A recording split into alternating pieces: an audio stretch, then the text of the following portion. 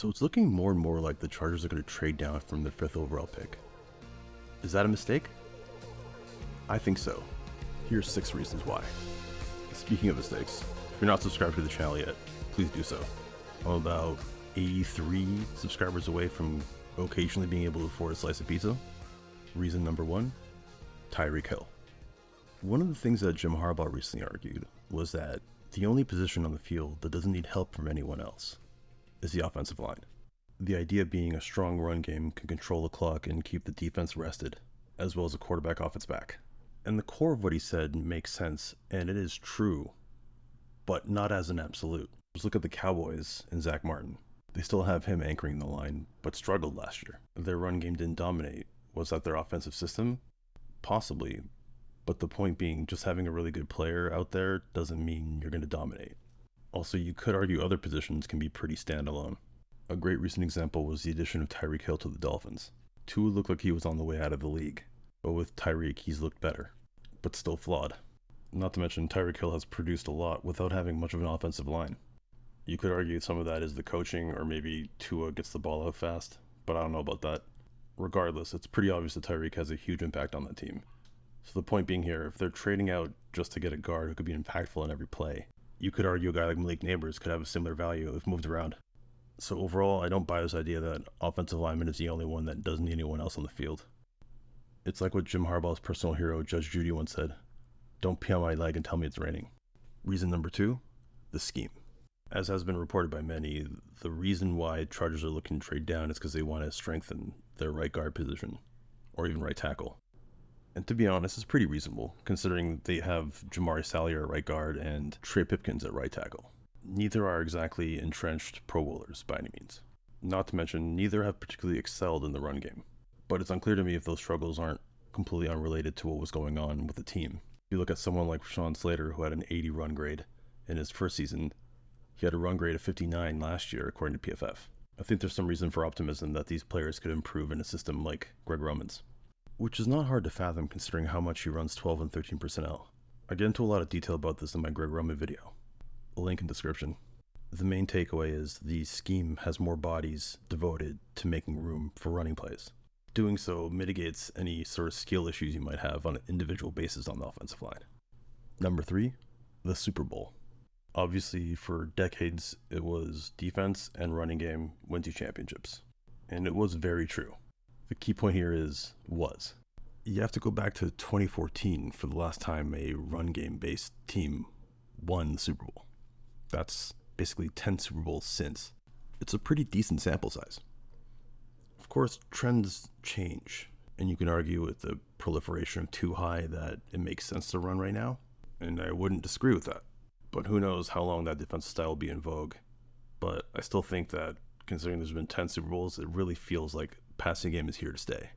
That said, the Chargers are going to be a run-based team, and it's not impossible for them to win a Super Bowl that way. But they shouldn't be putting all their eggs in one basket. Reason number 4, investing capital. Arguably the most persuasive argument that's been pushed around for investing in the offensive line has been pointing out the pedigree of the offensive line that Jim Harbaugh had back when he was the 49ers coach. The O-line there was riddled with first-rounders. But funny enough, guys like Joe Staley and Anthony Davis actually got drafted before he got there. Not to mention Greg Roman, who obviously was the coordinator for the Niners and later for the Ravens, didn't get to have the same pedigree, coaching under Jim's brother, John. For example, in the 2019 season, which is Lamar Jackson's MVP year, his O-line featured 1 first-round pick versus the O-line he had at the Niners, which had 3 first-round picks. So other than Ronnie Stanley, they had Bradley Bozeman, who was a 6th-rounder, Matt Skura, who went undrafted, Marshall Yanda, who's a 3rd-rounder, and same with Orlando Brown. With that crew, they ran for 3,296 yards combined, which was a league record. To put it in perspective, the Chargers had 2 first-round picks on their O-line last year. So obviously it takes more than just investing in the O-line. Reason number 5, shelf life.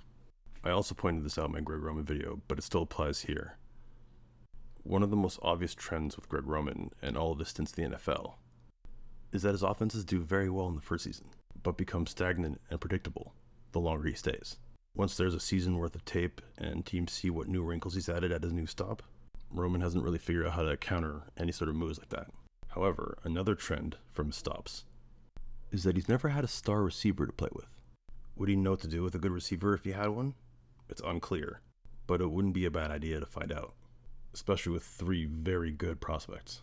And if anything, I think it makes sense to add a really dominant receiver.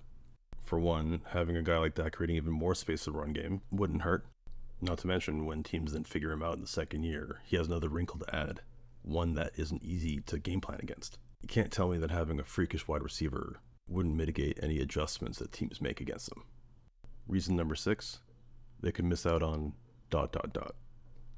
As you probably already know, this draft has 3 very good receivers, and one in particular like Marvin Harrison Jr., who seems like he's just going to walk right into the NFL and be awesome.